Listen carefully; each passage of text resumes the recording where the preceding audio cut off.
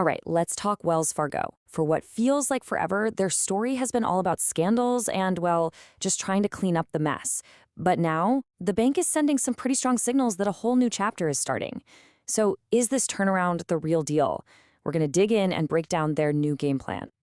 And this quote right here from the CEO, Charlie Scharf, really sets the stage. He says he's more optimistic than ever. Now, look, you might think that's just some standard CEO talk, right? But he's basically declaring that after all those years of struggle, the bank has finally turned a corner. And you know what? There's some serious weight behind that optimism. The bank just dropped some really strong results for the quarter.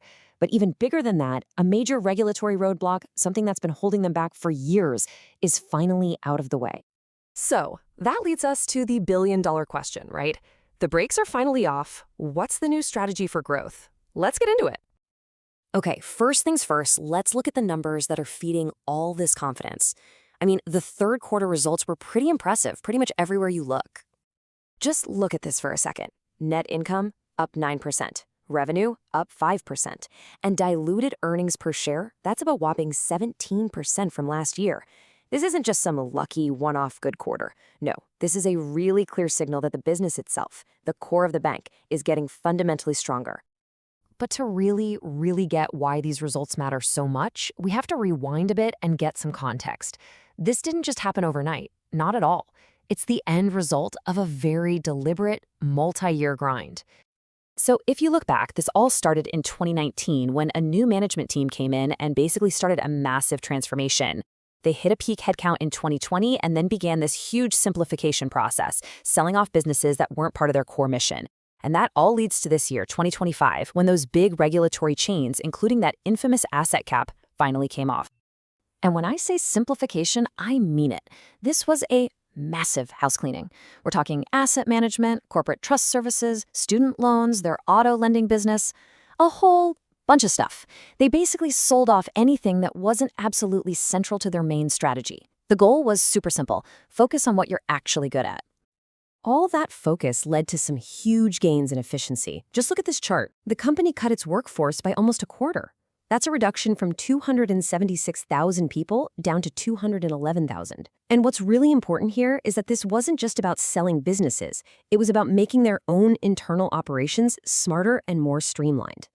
Okay, now let's talk about the single biggest piece of this puzzle, the real turning point.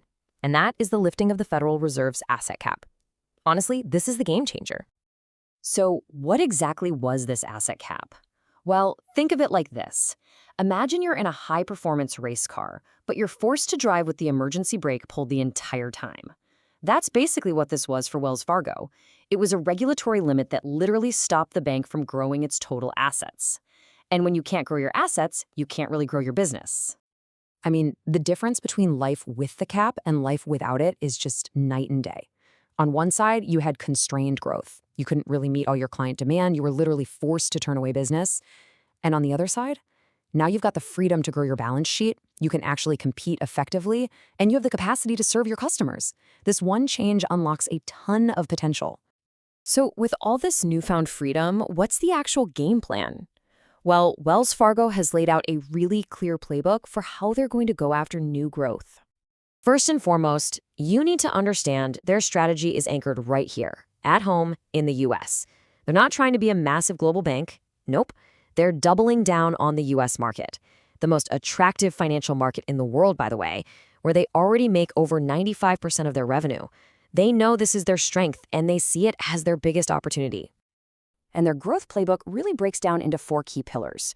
First, for consumers and small businesses, they're pushing to grow checking accounts and really expand their credit card offerings. Second, in commercial banking, they're targeting 19 specific high-density markets to expand into. Third, for the corporate and investment bank, it's all about hiring top-tier talent to go after those bigger, more complex deals.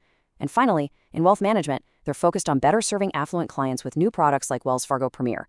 It's a full-court press, really, across the entire bank. And get this, the results are already starting to show up. As soon as that asset cap was lifted, the investment bank put its balance sheet to work. We're talking a 50% jump in trading-related assets since the end of last year. That's fast. And it's not just on the Wall Street side. For everyday consumers, their new credit card push is clearly working. New accounts are up 9% in just the first 9 months of this year. So they're proving they can attract new customers and sell more to the ones they've already got. Then you look at wealth management. That new Wells Fargo Premier program for wealthier clients, it's on fire. Investment flows are up by a massive 47%. That's a huge sign that they're successfully getting their target clients to bring more of their money over to the bank. Okay, so we've got growth, we've got efficiency, but what does this all mean for the bottom line? Well, it all translates into a pretty big promise to shareholders about how profitable this company is going to be. The bank has now officially raised its target for a key metric called ROTCE. Now, that stands for Return on Tangible Common Equity, which I know is a mouthful, but it's really just a fancy way of measuring how efficiently the bank is making money for its shareholders. Their old target was 15%. The new target, 17 to 18%. That's a huge leap in ambition. So why does a little acronym like that matter so much? Well, in plain English, this is the bank's management telling investors, hey, all this hard work, the streamlining, getting the asset cap lifted, this new growth playbook, it's all going to make us way more profitable than we've been in a long, long time.